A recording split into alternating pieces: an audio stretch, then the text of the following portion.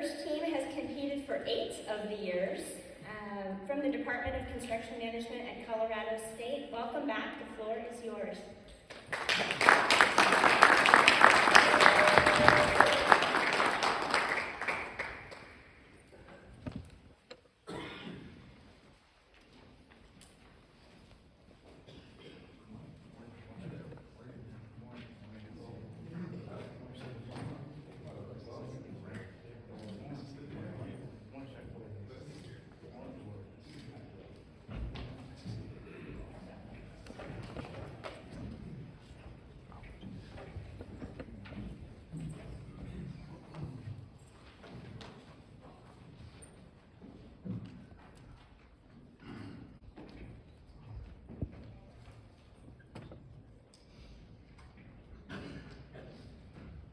Good morning, everyone.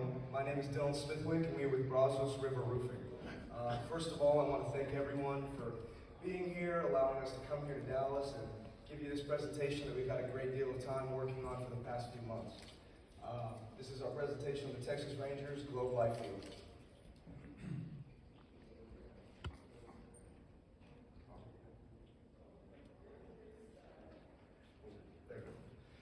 Myself, Dylan Smithwick, I'm the Senior Project Manager. Manuel Vargas, our Chief Estimator for the project. This is our field team. I'm Jack Walton, the Site Superintendent. I'm Will McGuire, the QA/QC Director. I'm Saul Escobar, the Safety Director. So a little bit about our company. Our philosophy is we're an employee-owned establishment, meaning that each of our employees have an individual role and responsibility to our company. We take that with respect to our employees ourselves and our business partners.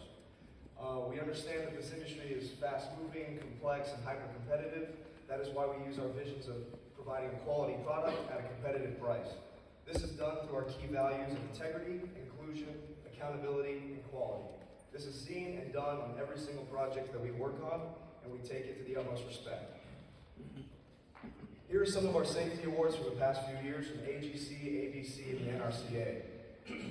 As you can see, we have many awards from these very prestigious organizations, and we take a great deal of pride in that, considering safety is our utmost priority on and off the job site. Here's some of our past projects that we've worked on in a few recent years. Chase Field down in Phoenix, Arizona, Mercedes-Benz Stadium down in Atlanta, Georgia, and AT&T Stadium here in Arlington, Texas. As you can see, we have a great various amounts of roofs with different roof types and operable roof domes. This is what we like to consider our bread and butter for this industry. We've been very fortunate to work on this Texas Rangers field. We also recognize here at Brazos that it's important to give back to the community. That is why we like to lead by example and take all of our company to volunteer for the Turning Point Center. Turning Point Center, we volunteer to donate food, clothing, and housing to those in need because we know it's important to give back to the community as often as we can. We also recognize that recycling is a huge part of this industry as well. About 5% of our material for foam insulation and sheet metal is needed to be recycled.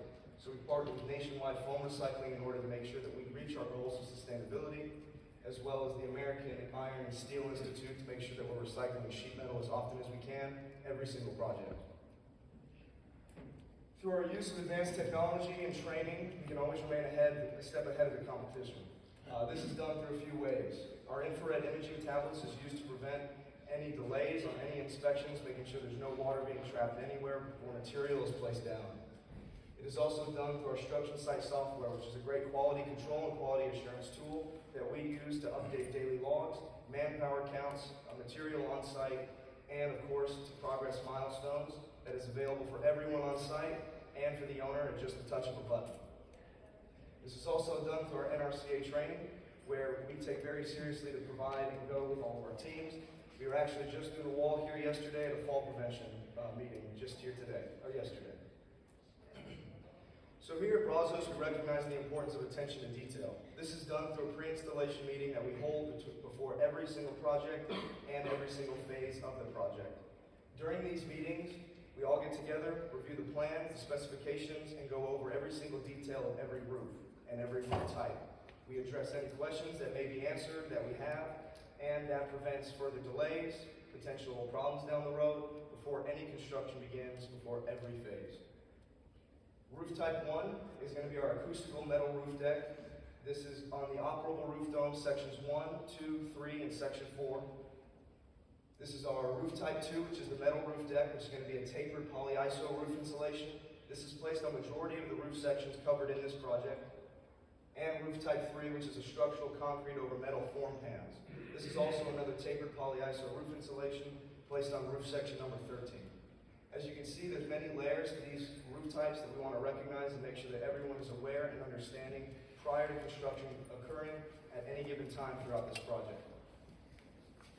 Now to talk a little bit about our site safety, tie-off plans, material, and here's Jack Walden, our superintendent. Thank you, Dylan.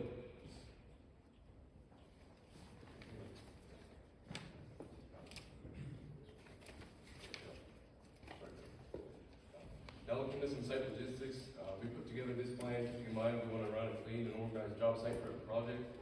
We plan to use a 75-ton crane installed in the lower roof sections and what we've identified as phases 1 through 4. As you can see here, after we mobilize the crane, we've selected 5 different locations where the crane will be set up, stocking material onto these lower roof sections. We also plan to use a telescoping forklift as well as a man lift throughout the entire project. This will help us stock material on the lower roof sections as well as keep our material organized. The highlighted material staging area will also become a controlled access zone for phase 5. We'll use a helicopter to stock roof onto the operable dome area. Looking at some site-specific safety, as you can see in this picture here, we like to establish a 10-foot warning line at all leading edge locations. Outside of those locations, if our employees are working, they must be tied off to mobile carts. This will ensure their safety as well as site-wide safety when working on those roofs. We also inspect all of our harnesses and tie-off points before and after completing work every day. Now looking at the upper roof, obviously being this high up with a sloped roof, it's going to be a dangerous project to work on. That's why we have a 100% tie-off policy with no exceptions. If you're up there working, doing inspections, whatever it may be, you must be tied off. To do this, we have a lifeline system that we will connect to the new safety data system that we're installing on the high roof sections. We also like to self-perform material tie-down daily and do daily sidewalks. This ensures that all of our tools and material can be properly tethered to the roof. They can't fall off and strike anyone from above, which is a great risk in roofing. Now looking at hoisting, whenever there are ongoing hoisting operations, we will establish a controlled access zone. This will be around our material and any area on the roof that needs to be controlled and have no one in that site while we are loading the roof. We do daily equipment inspections of our equipment, making sure they are operable and ready for the scope of work that day. Every single time we move material or equipment on site, we also have flaggers present, not for our safety, but for the safety of everyone else on site as well.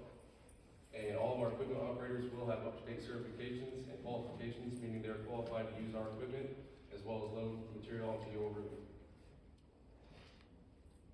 Now, as I mentioned, we plan to use a helicopter during stage 5, which is the operable dome roof area. As I said, our material laydown area becomes a controlled access zone so we can safely move material from the ground to that sloped roof safely and efficiently. We'll have rigging crews both on the ground and on the roof so they can help guide the material, as I said, to the sloped roof and do it efficiently. Every pick we have a detailed execution plan. This will be distributed site-wide to all subcontractors and everyone else that may be on site. This can ensure their safety and their awareness of when and where these picks are happening and any safety procedures they may need to follow. Now moving into phasing, we have identified a 5-phase plan for our scope of work. The first 4 sections are those lower roof sections I mentioned.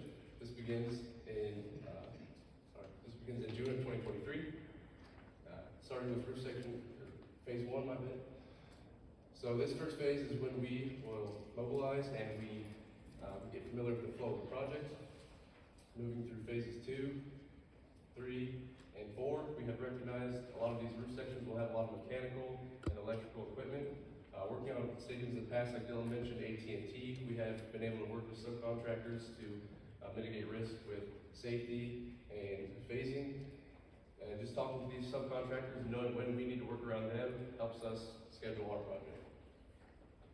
Finally, moving into phase 5, we will end the project in April of 2024. This is the operable dome roof area that's seen here. As I said, we know this is going to be very dangerous to work on a high roof with slope and also having material and tools up on the roof. That leads us to a total duration of 10 months and 20 days for this project. Now finally, looking at some project costs, after labor, material, and equipment, we laid on a raw cost of $7.3 million. Now after factoring in warranty, overhead, and profit, we present you a total cost of $9.9 million. That being said, we have also identified a potential value engineering proposal for you guys. According to the specifications, the roof types 2 and 3 call for 2 layers of polyiso insulation to provide an HR value of 25. What we propose is to eliminate 1 layer of the polyiso insulation and its adhesive. We recognize that the system would still be capable of achieving that required R value with just the 1 layer of polyiso and the specified tapered insulation, which could lead to a rough cost savings of $400,000 if you select to go with this. And now to go to Wilton Wire, quality assurance and quality control. Well, thank you, Jack, for introducing me. As Jack stated, I'm the QA/QC director here at Brazos River Roofing Company. My job is to ensure that your product and your investment is delivered on time and with the utmost quality. Although that can be difficult, I firmly believe that the team that stands here in front of you today will have no issues delivering a quality product. We strive to create excellence in our work, which delivers quality in everyday aspects of our performances. Delivering a quality product is not just a one-man show. That's why our team is trained in verifying proper installation guidelines and building relationships along the way. So now let me take you through our QA/QC process, starting with our pre-installation meeting. Why should we have a pre-installation meeting? In many ways, it's considered our biggest quality control and assurance because it gives us the opportunity to get all necessary personnel on site to meet. We firmly believe that establishing a clear line of communication and transparency between all parties is crucial to the success of any of our projects. Coordinating on construction sites can be difficult if not well prepared and well organized. That's why the main goal of this meeting is to make sure everyone is on board with safety, material handling, proper installation processes, and the chain of communication. Now that our pre-installation meeting has taken place, we'll move on to our roof-specific checklist. Some line items you may see on this are equipment calibration and fastening patterns. This checklist will be updated as construction progresses along. Our site documentation, we found that utilizing the software Structure Site is what works best for us. It gives us the capability to use location-specific photos, and we can put descriptions along with those to properly show what is happening in that area of construction. At the end of each project, we do our due diligence and test each membrane with a Fluke infrared camera. All of our foremen will be equipped with one of these cameras, and we use this to ensure proper installation and check for any defects in our work and correct them before it becomes too late and too costly. And this also gives our team a peace of mind. And now I'll pass it on to Saul Esquire, our safety director.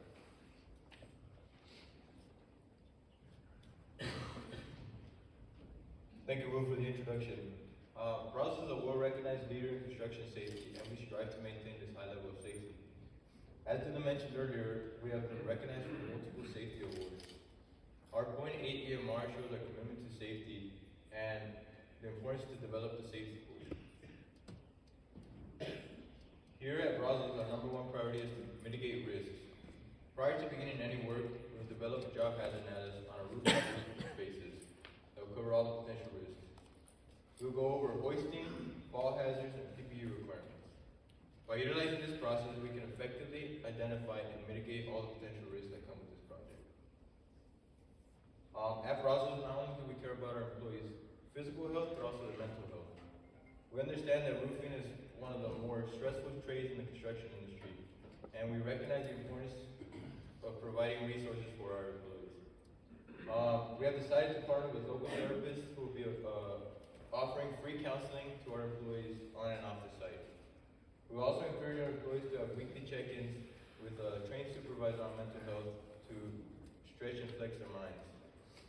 As you can see, we have created a comprehensive safety plan that addresses our employees' physical and mental health to maintain our safety culture. Now back to Dylan. So why Brazos River Roofing? Well, as you can see, we've created an all-star team that has worked diligently throughout this entire project to get this whole thing ready for you. Our safety is one of the top in the industry, and we've all worked together to create an effective phasing plan, strong logistics plan, a on-budget estimate, and an on-schedule diligent schedule. And we have our QA/QC program that will eliminate any delays or any further complications down the road. We thank you for your time and your consideration, and now we open the floor to any questions you may have.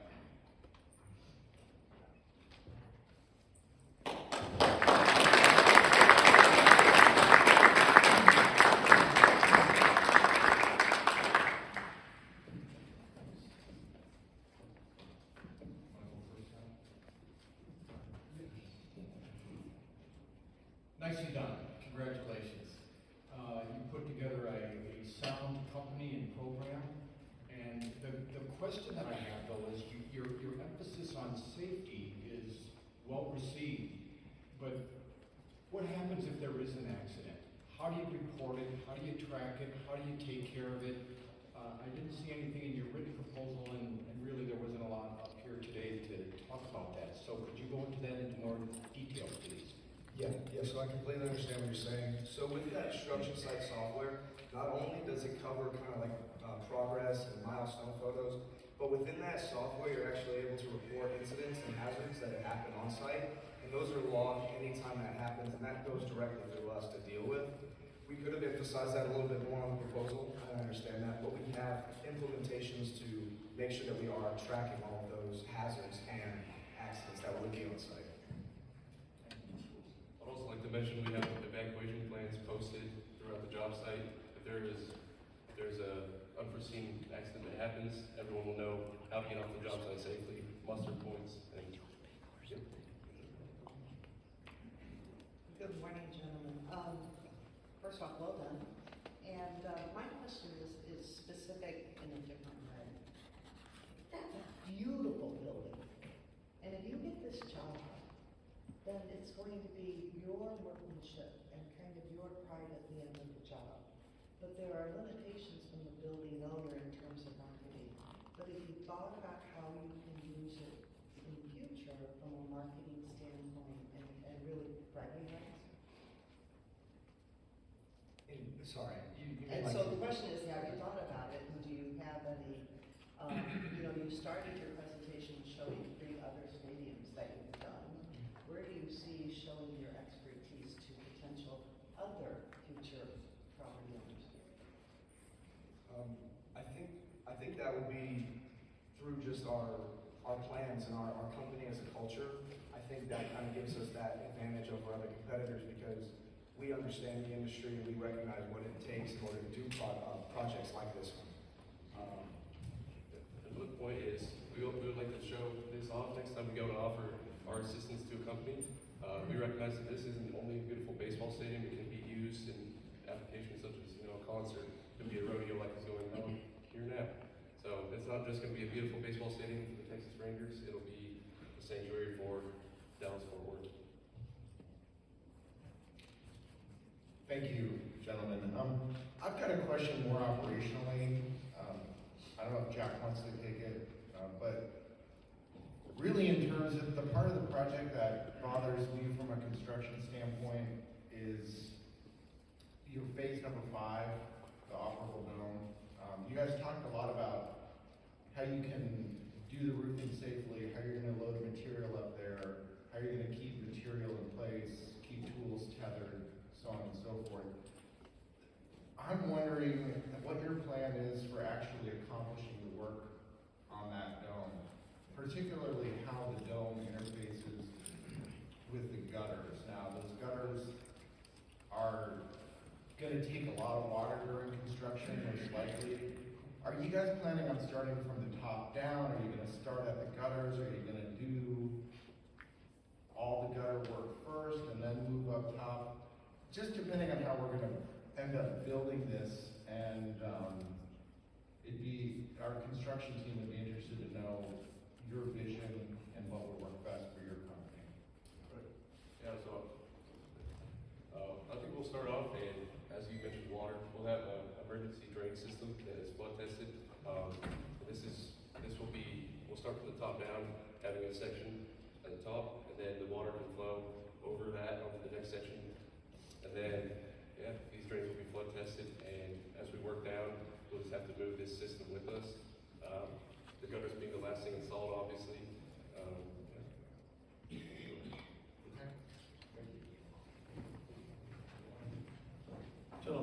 nice to have you here and hear your presentation. Now that you had a chance to visit the site yesterday, I'm wondering if you've made any changes at all to the safety plan you presented us in your written presentation, or have you thought about, are there different methods of loading the roof that you might choose to employ now that you've seen what it's really like? Yeah, of course. So seeing the stadium for the first time in person just yesterday, we realized on plans, you can only guesstimate how high elevations are and in terms of a plan. So when we actually saw the site yesterday, it was very interesting to see how high and how big this stadium really was. So through that, I think through our safety plan, we could always add more. I think it doesn't hurt to add more to any safety plan just to ensure the safety of everyone on and off the site. Because there is a lot of potential fall hazards using materials, hammers, you name it. So, yeah, it was very interesting seeing that roof for what it was. Jack? Thanks very much. Good morning, gentlemen. First off, congratulations, your family, your mentors, and your college should be proud of you. Congratulations. I've got a safety question as well. I'm not going to beat up on the safety guy here today, but we talked about your education training program within your organization. You didn't mention anything about enforcement. What is your disciplinary action if someone does want to follow your safety protocol? Do you also include subcontractors in your safety program, and do you also discipline those companies as well? Yeah, so subcontractors that are working directly under us or with us, we include them in all of our safety precautions. And yeah, if they don't follow it, we first reprimand them.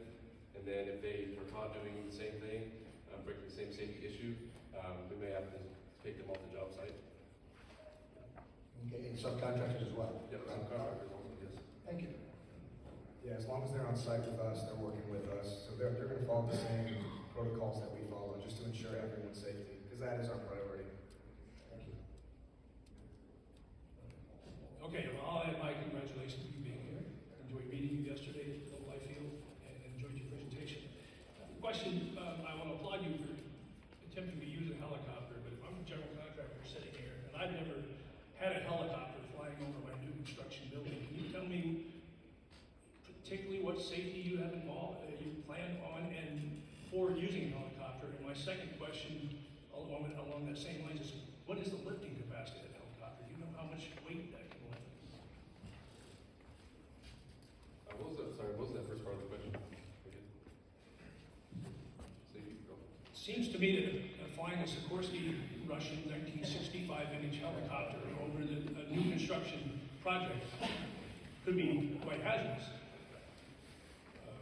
I was just wondering if you have any additional safety precautions or plans, and then the capacity. I don't know what that helicopter can pick up. Right. As far as safety goes, as we mentioned, the area of material and all roof areas that are being loaded will become controlled access zone, meaning we and our employees can only be on those areas during the project. As far as the capacity goes, we have a subcontractor, and it's The capacity is 3,000 pounds per pig. I'm sorry, Thomas? 3,000 pounds per pig, Okay. according to the numbers. So we calculated it's about 400-ish pigs to get the job. I was going to mention we also have a subcontractor. They recognize that flying is dangerous, and they get all their plans recognized with the FAA before any work begins. Okay, last question. How do you intend to keep that material up on that roof for 3 to 4 months while you're installing all that roofing insulation? We have some pretty violent winds and storms here in Dallas. And that goes back to us tethering all material. If it's not being in use, it will be tethered down using a bolted system. Thank you. Okay, guys, last question. Great job. And a big project. It's going to bring about $10 million of revenue to your company, and hopefully it doesn't cost you $11 million to do the project. So, every project runs into roadblocks. So, what approach do you take to consider contingencies during your planning process to make sure this project stays on track and makes a profit? Sorry, could you say it again with contingencies? Yeah, like, how did you include contingency planning in your planning process? When something doesn't go the way you expect it to, did you think about that in advance, and how did you plan for it? Yeah, so we kind of did that with preparing before any inspection, before any materials placed down. We ensure that we take like our own inspection, even though we have a third party that does the inspection. We want to get ahead of it so that nothing comes back on our part, because we want to make sure that that job is done adequately, correctly the first time. But we're lucky that the subcontractor also has that third party inspector, because it's just double inspections. So I think we use that as our way to prevent any